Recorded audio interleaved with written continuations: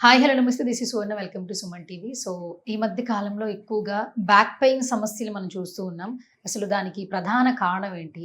Back pain రాకుండా ఎలాంటి జాగ్రత్తలు తీసుకోవాలి? ఎలాంటి ఆహారం తీసుకోవాలి? వీటన్నిటి గురించి మనతో మాట్లాడడానికి ఈపీఎన్ హాస్పిటల్స్ నుంచి డాక్టర్ సుధాకర్ గారు ఉన్నారు. ఆయనతో మాట్లాడదాం. నమస్కారం డాక్టర్ గారు. నమస్కారం. సో, ఈ మధ్య కాలంలో చాలా ఎక్కువగా చూస్తున్నాం. అందరిలో కూడా కామన్‌గా అయిపోతుంది. బ్యాక్ పెయిన్ సమస్యతో బాధపడుతున్నామని అందరూ చెప్తున్నారు.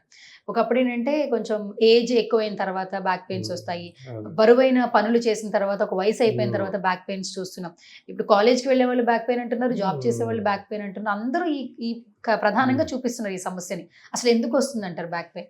బ్యాక్ పెయిన్‌కి గల కారణాలు చూసుకుంటే అంటే మెయిన్‌గా ఏంటంటే ప్రాపర్ ఎర్గోనామిక్స్ లేనప్పుడు. ఇప్పుడు ఫర్ ఎగ్జాంపుల్ వెదర్ స్టూడెంట్ గాని అంటే మేము ఇంటర్మీడియేట్ స్టూడెంట్స్‌లో కూడా చూసాం. అంటే ఎస్పెషల్లీ లాంగ్ టర్మ్ కోచింగ్ అని చెప్పేసి తర్వాత ఎంసెట్ కోచింగ్, ఐఐటీ కోచింగ్ అని వెళ్ళే స్టూడెంట్స్‌లో కూడా కంటిన్యూయస్‌గా కూర్చొని చదువుతూ ఉంటారు. అప్పుడు ప్రాపర్ ఎర్గోనామిక్స్ ఉండదు. సో, ఆ ప్రాపర్ ఎర్గోనామిక్స్ లేకపోవడము అంటే కొంతమంది కింద కూర్చోవడము, కింద పడుకోవడము. ఎస్పెషల్లీ మన కంట్రీలో కింద కూర్చొని స్క్వాటింగ్ అంటే చేయటము.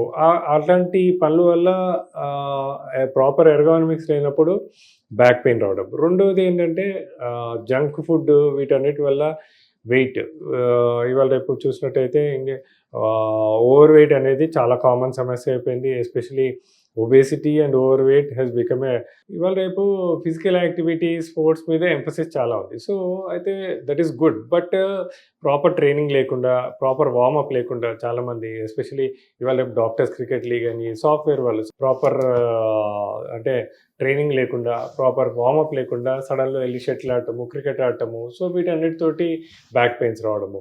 అండ్ దెన్ ఇంకోటి ఇంతకుముందు చెప్పినట్టు సాఫ్ట్‌వేర్ పీపుల్ పోస్ట్ కోవిడ్ మనకి హైబ్రిడ్ వర్క్ కల్చర్ వచ్చింది. ఒక్కసారి హైబ్రిడ్ వర్క్ కల్చర్ వచ్చాక ఇంట్లో కూర్చోడం, ఇంట్లో సోఫా మీద కూర్చోడం గానీ, బెడ్ మీద కూర్చోడం గానీ, తర్వాత కింద కూర్చోడం గానీ, కింద కూర్చొని లాంగ్ వర్కింగ్ అవర్స్ అంటే ముందుకు వంగి పని చేయడం, దాంతోటి పెయిన్స్ రావడం. సో, మేము వీళ్ళందరికీ చెప్పేదేంటంటే సో, ఎప్పుడు కూడా కంటిన్యూస్‌గా కూర్చోవద్దు. కంటిన్యూస్‌గా more than half an hour కూర్చుంటే that will cause lot of problem on the disc. Especially L3, L4, L5 డిస్కుల మీద చాలా ప్రెషర్ పడుతుంటది. So, every 20 minutes to half an అవర్‌కి ఒక కొద్దిసేపు ఒక 1 మినిట్ లేచి కొద్దిగా ఒక 2, 3 స్టెప్స్ ఏసి మళ్ళొచ్చి కూర్చుంటే వీళ్ళకి ఇలా నొప్పులు ఉండడం ఉంటది. ఇంకొకటి స్మోకింగ్.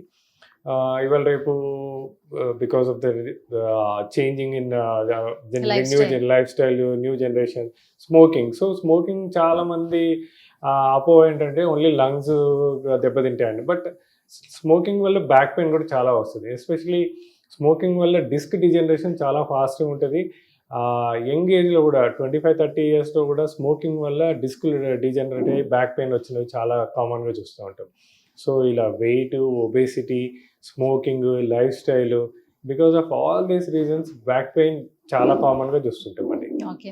ఇంకొకటేంటంటే బ్యాక్ పెయిన్ వచ్చిన వాళ్ళు మెయిన్‌గా ప్రధానంగా చెప్తుందేంటంటే, మా జాబ్ పర్పస్ మాకు స్ట్రెస్ లెవెల్స్ ఎక్కువైపోతున్నాయి అంటున్నారు. సో, స్ట్రెస్ ఎంతవరకు ఇంపాక్ట్ చూపిస్తుందంటారు? Yes sir. స్ట్రెస్ వల్ల కూడా చాలా ఇంపాక్ట్ ఉంటదండి. నేను ఇంతకుముందు చెప్పినట్టే ఎనీ టైప్ ఆఫ్ స్ట్రెస్ వల్ల ఏమైపోతుందంటే డీజనరేషన్ అనేది చాలా ఫాస్ట్‌గా ఉంటది. అంటే when we are stressed out మన బాడీ లోపల పునరుత్పత్తి అంటే రీజనరేటివ్ హార్మోన్స్ అన్నీ దెబ్బతింటా ఉంటాయి.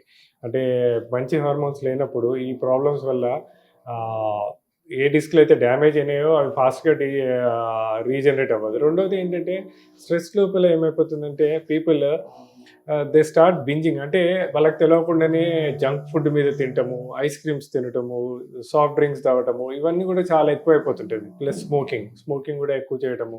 సో, ఇవన్నీ బ్యాడ్ హ్యాబిట్స్ అంటే చెడు అలవాట్ల వల్ల కూడా బాడీ టిష్యూస్ రీజనరేషన్ అనేది పోతుంది. సో, దాంతోటి కూడా డిఫరెంట్ మెడికల్ ఇష్యూస్. ప్లస్ ఇంకోటి స్ట్రెస్ హార్మోన్స్ వల్ల ఏమవుతదంటే మజిల్ స్పాజమ్స్. చిన్న చిన్న మజిల్స్ నుంచి మొదలుపెట్టి పెద్ద మజిల్స్ కూడా స్పాజమ్‌లోకి పోతాయి. స్పాజమ్‌లోకి పోయినప్పుడు ఈ స్ట్రెస్ హార్మోన్స్ వల్ల ఇంకా స్పాజమ్‌లోకి వెళ్తాయి గానీ రిలీజ్ అవ్వవనమాట. సో, అందుకే స్ట్రెస్‌లో ఉన్న వాళ్ళకి మేము ఒకటే చెప్తాము. మెడిటేషన్, యోగా మీకు చాలా హెల్ప్ చేస్తాయి. చాలామంది వస్తుంటారు. అంటే వైడ్ స్ప్రెడ్స్ పెయిన్ అంటే కొంతమంది ఏమంటారు నాకు ఒకసారి అప్పర్ బ్యాక్ పెయిన్ ఉందంటారు, ఒకసారి లోవర్ బ్యాక్ పెయిన్ ఉందంటారు, ఒకసారి కాళ్ళ దగ్గర పెయిన్ అంటారు. సో ఇవన్నీ ఏంటంటే స్ట్రెస్ రిలేటెడ్ పెయిన్స్. వీళ్ళందరికీ యోగా, ఎక్సర్సైజెస్, మెడిటేషన్ ఇవన్నీ చాలా బాగా హెల్ప్ చేస్తాయి. సో డాక్టర్ గారు, ఈ మధ్య కాలంలో ఏంటంటే స్ట్రెస్ అనేది చాలా ఇంపాక్ట్ చూపిస్తుంది మన రెగ్యులర్ లైఫ్ లో కూడా. స్ట్రెస్ వల్ల కూడా చాలా ఆరోగ్య సమస్యలు వస్తున్నాయని డాక్టర్స్ చెప్తూ ఉన్నారు. సో ఎలాంటి సమస్యలు వస్తున్నాయి, అసలు మీరేం చెప్తారు? స్ట్రెస్ వల్ల అంటే మనం చూసినట్టయితే ఒకటి మస్కులోస్కెలిటల్ ప్రాబ్లమ్స్ వస్తున్నాయి, ప్లస్ ఇంకోటి మస్కులోస్కెలిటల్ ప్రాబ్లమ్స్ వస్తున్నాయి. ఇంకోటి ఏంటంటే స్ట్రెస్ వల్ల ఏంటంటే రిఫ్లెక్స్, అంటే యాసిడ్ రిఫ్లెక్స్, అంటే మనకి స్టమక్ లోపల యాసిడ్ రిఫ్లెక్స్ రావడము, దానివల్ల తేల్పులు రావడము, బెల్చింగ్, అలాంటి ప్రాబ్లమ్స్ ఉంటాయి. రెండోది నేను ఇంతకుముందు చెప్పినట్టు మస్కులోస్కెలిటల్ ప్రాబ్లమ్స్, అంటే ఎస్పెషలీ ఈ ఫీమేల్స్లో చూసినట్టయితే జస్ట్ చిన్నపిల్లలు ఉన్న ఏజ్, అంటే అరౌండ్ 30 to 40 years ఫీమేల్స్ ఉంటే వాళ్ళ లోపల ఏమవుతుందంటే చిన్నపిల్లలు ఉంటారు, plus they will be working women. So వాళ్ళు పిల్లల్ని రెడీ చేయాలి, ఇంట్లోపల అన్నీ ఆర్గనైజ్ చేసుకోవాలి, తర్వాత వర్క్ వెళ్ళాలి. సో ఈ type of Overload stress. More stress. So మేము చాలా కామన్గా వీళ్ళందరిలో ఫైబ్రోమయాలజియా అంటాం. అంటే వాళ్ళకి చాలా నాన్ స్పెసిఫిక్ పెయిన్స్ ఉంటాయి. అంటే ఒకసారి నడుము నొప్పి రైట్ సైడ్ అంటారు, ఒకసారి నడుము నొప్పి లెఫ్ట్ సైడ్ అంటారు, ఒకసారి అంటే షోల్డర్ పెయిన్ అంటారు, ఒకసారి రైట్ సైడ్ షోల్డర్ పెయిన్, ఒకసారి లెఫ్ట్ సైడ్ షోల్డర్ పెయిన్ అంటారు. సో ఇవన్నీ ఏంటంటే స్ట్రెస్ రిలేటెడ్. సో వీళ్ళందరికీ ఏంటంటే ఎప్పుడైతే స్ట్రెస్ తగ్గించుకుంటారో యోగా, మెడిటేషన్ ఇవన్నీ ఏంటంటే స్లోగా ఇవన్నీ కూడా తగ్గుతుంటుంది. ఇంకోటి స్ట్రెస్ వల్ల ఏంటంటే ప్రాపర్ డైట్ ఉండదు, తర్వాత కరెక్ట్ టైంకి డైట్ తీసుకోరు. దాంతో ఏంటంటే obesity or over weight is also becoming a big issue.